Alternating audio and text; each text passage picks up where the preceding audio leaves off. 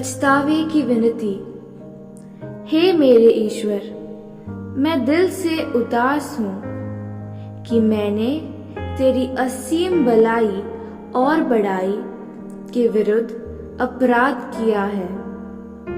मैं अपने सब पापों से बहर और घृणा करता हूँ, इसलिए कि तू, हे मेरे ईश्वर, जो मेरे पूरे प्रेम के इतने योग्य है, मेरे पापों से नाराज हो जाता है।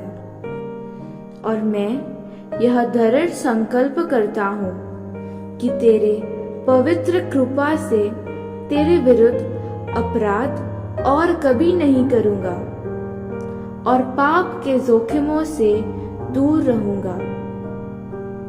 आमीन।